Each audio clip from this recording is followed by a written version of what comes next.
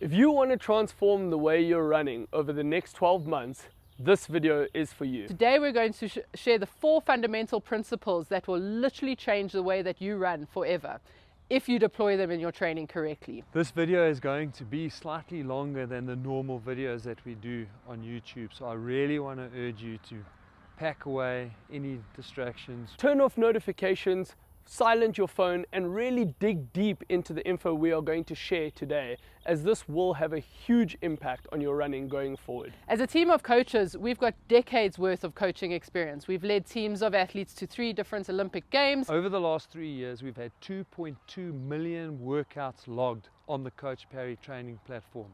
We haven't just studied and applied the science. We've literally helped 10,000 individual athletes to improve their running. Okay, so let's dive into the first of the 4 principles, recovery. This is one of the ones that is probably the most misunderstood in all aspects of training. Most people think that you really only get the benefit of what you're doing while you're doing that exercise, but it's not actually like that. You don't get fitter or stronger or faster while you're running or while you're lifting a weight. How physiology actually works is that when you're doing that exercise, there's a little bit of muscle breakdown and systemic failure, and then when you recover, that's when you get all the benefits. The body kind of goes, you know what, I didn't like what you put me through there, and so it breaks itself down, and then it starts building itself up a little bit more. And so it's not just about doing more all the time, it's actually the secret lies in how you recover. It's the recovery aspect that's allowing us to be fresh before the next training session. So if we tend to neglect that and think we just need to keep banging our training sessions, that's where we're going to start falling in the trap to allow, one, the quality of the next training session to be good, but also when we arrive to the start line on race day, to be fresh enough to tackle the race that we have been working so hard for in the past couple of months. Okay, so let's use this a graph to explain this in a little bit more detail. On the graph over here, what you'll see is you essentially see 2 people, right? So they both exercise, they both go for a run, they both do some sort of strength exercise, whatever the case is. And as I mentioned, there's systemic failure. The body kind of breaks down when we're doing that. The one person puts in the right kind of amounts or the right type of recovery, and you'll see that they land up getting a little bit stronger than what they were before. They continue to do that. They exercise again, there's a little bit more breakdown. They then recover again in the right sort of way, and they get stronger and fitter and faster. And that is how that process works. A little bit of breakdown, building up after some recovery. Breakdown, recover, build up. The converse is obviously true for that other person. Same thing, bit of systemic failure or muscle breakdown after an exercise, and then from there they jump back a little bit too quick into training. They don't recover enough. They don't perhaps use the right sort of recovery for them in particular. And as they continue to do that, they're feeling tired all the way through, they're not getting better, and you'll see how that graph has that degradation down, and they might get to race day feeling, or get to their taper period and go, oh well, you know what, I'm going to taper, I'll get fresher. I know runners, I know that's what they like to do. But then you might get to race day and completely bonk out, or, you know, just maybe even worst case scenario, get injured or sick before your race day. So taking a little step on from that, I often then get asked, okay, but what is recovery? How do I know if I've recovered? And for me, I just like to use 3 simple little processes. We start on quite a superficial level, and that is there any pain? Am I stiff? Do I feel fatigued when I'm taking a flight of stairs? So those are all things that as endurance athletes, we should easily be able to take a flight of stairs at the mall. Muscle soreness is an indication that we haven't quite recovered from our session. So in that scenario, you would want to do non-impact exercise to allow you to continue recovery. At the second layer, I like to use resting heart rates. If you take your resting heart rate every morning, do it after you've emptied your bladder, and then get yourself settled for a minute or 2. That should stay fairly consistent over time. It might go down a little bit, and that's okay. What we want to avoid is when it starts to go up. When it gets to between 4 and in particular around 8 beats, that's telling us that you're definitely not recovering. And of course, with modern wearables now, we can use something very useful called heart rate variability. So if you are tracking your heart rate variability, particularly while you sleep, that's going to give you an incredibly useful number that will tell you if you are in fact recovering well from sessions. So with that in mind, it's not about training more or training harder. It's about training smarter and getting the principles right. This leads us into the next principle, pacing. This is the number one mistake that amateur athletes make. It's the one thing that elite athletes do that differentiates them from amateur athletes. Outside of genetics, as a training principle, quite simply running training sessions at the wrong pace. Now notice that I haven't spoken at all yet about the easy sessions. That is, however, the session that we get the most wrong. We are all pressed for time. Family lives, careers, life getting in the way.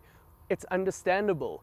However, we often think, and the biggest mistake is, we feel that if we're not busting a lung and bleeding from the eyeballs, then what is the point of the training session? We almost feel we're not getting any bang for our buck. That is not true.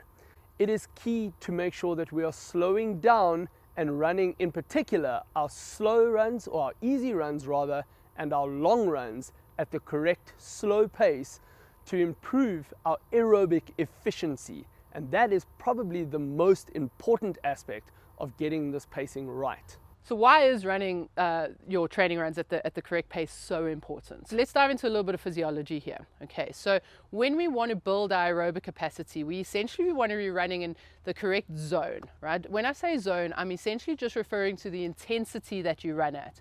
That intensity can be measured by a couple of different things, by pace, by heart rate, by power, whichever sort of metric you're using, that measures the intensity that you're running at. And when we want to build our aerobic capacity, we want to be running and measuring that intensity within a zone 2. So if we're looking at a 5-zone model, we want to be running in and around zone 2. Why that is important physiologically is because when we train in that zone, a number of magic things are happening within the physiology. The heart, which is a muscle, actually gets a little bit stronger. It gets bigger, like most muscles do when you train it. So it's able to circulate more blood around the system. So that's sending more red blood cells to your muscles, which carry oxygen. Those get transferred across into the cells. And at a cellular level, there's a whole lot of magic that happens. There's these little coal houses of the cell, or powerhouses of the cell. They're called mitochondria. And when we train in this zone, more of those get created. And so your body is able to produce more energy as well. The cell becomes a lot more efficient at getting rid of waste and just moving all that waste back out. And so when we're training in that zone, that is really what we're looking for. All of that stuff physiologically is what's going to make us better runners. But within this zone, you can be running at the slightly faster end of the zone or at the slightly slower end of that zone, and you're going to be getting the exact same benefit. But hear me out here, when you're running at the slightly faster end of the zone, what's going on is that you're actually putting a lot of eccentric stress or load on your body. Your muscles contract in a number of different ways, but the two main ways of contraction are concentric contraction, that is when the muscle fibers are pulling together, like so, and an eccentric contraction, when the muscle fibers are pulling apart. But you can see that's a much weaker sort of contraction. There's a lot more damage that happens to the muscles in that time. Concentric is when you're almost pushing off the ground. Every time you step and push off, that's concentric. And every time we land, you have that eccentric contraction. And so what I'm saying here is that when you're running at the faster end of that zone, there's a lot more of that eccentric stress and load on the body.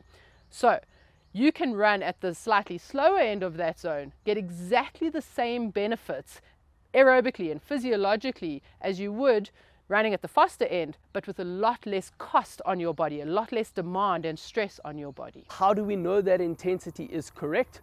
A very simple tool we love to use here at Coach Parry is to be able to have a conversation with the person you might be running with, break into song. You should be able to breathe quite easily, have a light sweat, and actually at the end of a training run feel like you can go for a lot longer. Don't get me wrong. I'm not saying all your training runs need to be easy. We still need to incorporate hill work, interval type training, track type training, speed work. That is vital. The question is how much of that work versus the easy work is important. For amateur runners, we recommend 80 to 85% of your training volume should be done as easy or long runs, and about 15 to 20% of your training volume done as the track work, the interval work, the speed work. Remember, the key is to make sure, one, you're recovering properly, and to allow you to be fresh before the next quality session. If we are pushing every run too hard, when it comes down to doing those interval sessions, those hill repeat sessions, the speed work, you are going to be too fatigued to actually give the best quality in that training session. And that's why we drive home that aerobic training, that low intensity training, to make sure we are fresh for our quality sessions and to make sure we are fresh when we get to race there. One of the things the athletes that we work with love about our training plans in the Coach Parry Training Club is that they don't need to think about their pacing. They don't need to constantly be looking at their watch or seeing how they feel. Every single training session has pacing guidelines so that they know exactly what they need to be doing and the pace that they should be running at. Whether that is for an easy or long run or for an interval session or for a hill session, the pacing guidelines are there for them to follow that are specific to them and their sort of level. The third of the 4 principles is strength training. This is huge. Let's discuss why strength training is important. It may seem obvious and you may have heard this a million times, but really just hear me out. This is going to change your running. The first aspect is that strength training helps keep you injury-free. Running is a compounding sport. It takes its toll. As I mentioned earlier, there's that eccentric sort of strain on the muscles and load on the body. And so strength training helps build the structures around the joints, helps make that stronger so that our bodies are able to sustain those loads of running so much better. It allows you to just really, then when we're picking up the volume of training, know that you can go into that new block of training that you won't get as injured as you might have before. That leads towards being consistent. If we are injury free, that allows us to be consistent in our training. The second aspect here where strength training is so important for running is that it has massive effects on our running performance. We speak about running economy, and what that essentially just means is similar to the fuel economy of your car, utilizing less fuel to allow you to go further for longer and faster. And so strength training actually helps improve your running economy by up to 4 to 5%. So you're improving your running performance by not even running at all. Doing some strength training makes you a better, stronger runner all round. So the thing about strength training is that it doesn't yield instant improvement. In fact, what it does in the short term is it makes you a little bit sore and it takes you out of your comfort zone, and it actually makes you feel a little bit worse for wear in those initial parts of training, which is why so few people stay the course. But if you get yourself through those first 2 to 3 weeks and the stiffness starts to subside and the strength starts to come through and that platform that you're able to run off gets that much stronger, you're wasting less energy on the road, your injury risk is going down, your work capacity is going up, and over the long term, strength training will make you a much better runner. It'll reduce your injury risk and it'll give you that performance edge. So when we're talking strength training, what do we actually mean? What are we really talking about?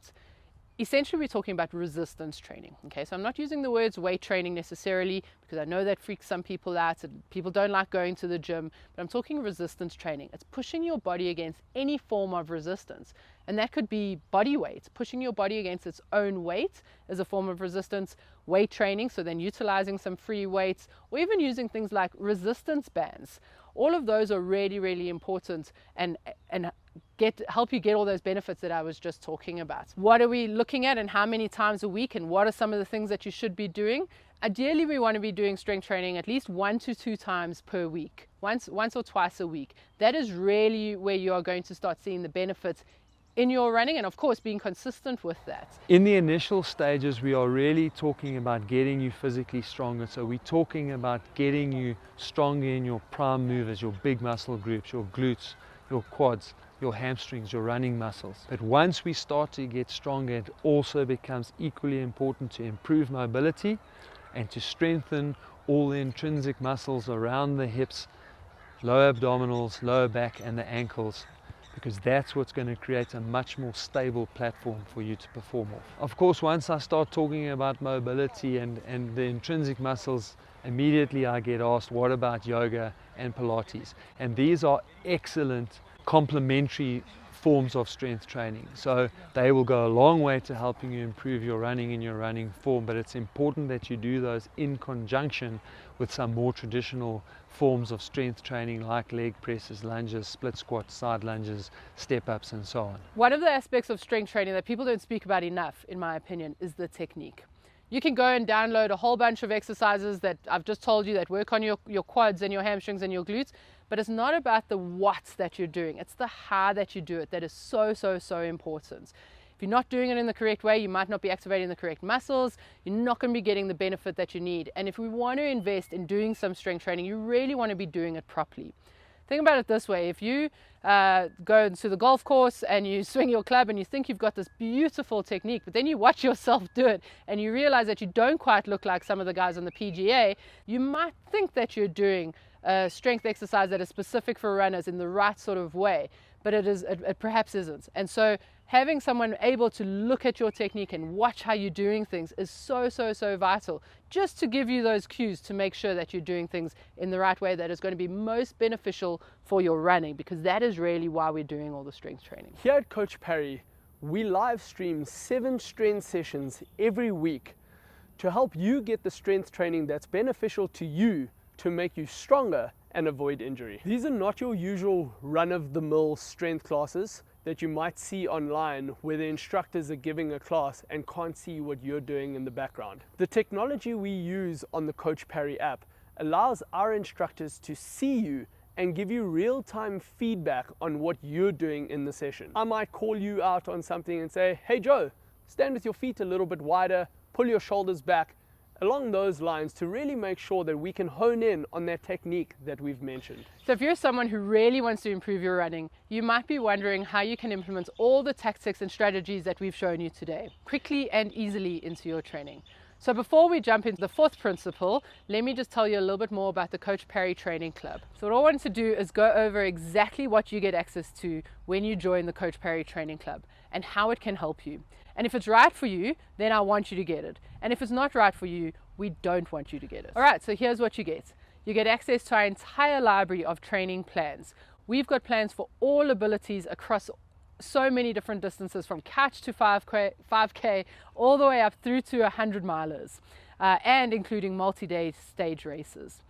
They'll ensure that you're recovering from all of your sessions so that you fully benefit from all the training, and that you'll know exactly what pace to be doing in your training sessions so you don't make that mistake that we were talking about that most amateur athletes make during doing their easy and their long runs way too hard. You also get access to those live streamed strength classes that we've spoken about to make sure that your technique is on point.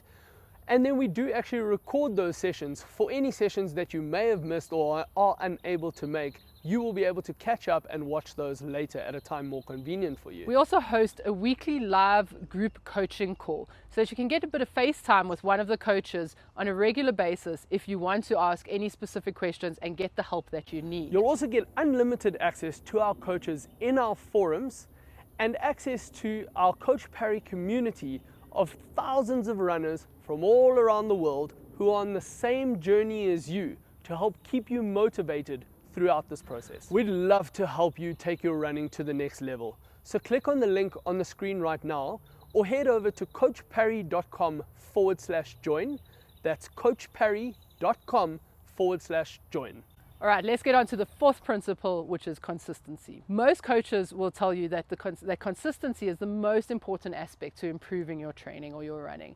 And they are right, but we're not necessarily talking about consistency in terms of, waking up on a Sunday morning and getting out for your long run. You will have noticed through your running career that every time you've had a really successful race, that has come off the back of your most consistent training block. For the purposes of this video, the consistency that I'm talking about is the consistency that comes from doing the right stuff day after day, week after week, month after month, and even year after year. And to do that, you really need to get the first 3 pillars correct. Because if you do those things right, what will happen is you'll be able to put together successful training block after successful training block after successful training block, and you essentially build on your past successes so that you can improve more and more into the future. A really good way to think of consistency is the same way you would think about a financial investment. Those lots of little bits over time compound to give you this really big amount of money. And the same thing is true from a training consistency point of view. Those small repeated bouts build up over time, and that is essentially how we get towards fitness. Typically in a running cycle, your biggest improvements will come from two things. The first thing is from fixing the structure, doing everything right, doing the right things at the right time. After that, you get slow increments from consistently doing those things right again and again and again. And that's what leads to your leap, that when you look back in 2 years' time, you suddenly realize that you are a miles better runner than you were 2 years ago. And that's the kind of consistency that we're talking about at Coach Parry. The best way for you to picture that is if you were building a wall. Think of each brick that you're laying in the base as a 12-week training plan. If you allow yourself to recover properly, if you monitor your pacing, if you're doing your strength training, that'll allow you to successfully get through a 12-week training block and then be able to roll into your next goal and set up another 12-week training block. And then you start to build on top of that consistency for a second year and for a third year. That's how you're going to get those long-term improvements. The converse is obviously true here as well. You get in a 12-week block of training, you're not doing all the right things. You've been a bit negligent with your strength training. And so as you're moving through that 12-week block of training, your niggling knee injury or that whatever niggling injury or pain you're feeling starts acting up. You move into your second 12-week block of training and it actually pushes you out of training for a week or two because it's no longer a niggling injury, it's now becoming a little bit more chronic. You then continue and you jump straight back into training block number 3, and now you're also not allowing yourself enough recovery time because you're running your long and your easy runs a little bit too fast, and so all of this just starts to add up. You've got a year of pretty inconsistent training, and so you start in the following year and we do the same thing. And the structure is just so much more rickety. You don't have a good solid base of training, and as we continue to do that year after year after year, we could land up getting a really catastrophic injury and everything just sort of tumbles to the ground. And that's definitely not what we're looking for in your running. What we've just shown you is the exact system we've personally used to help thousands of runners transform the way they train. And if you'd like us to help you implement everything that we've just gone over, we'd be absolutely delighted. Simply head over to coachparry.com/join or click on the link on screen now to get started right away.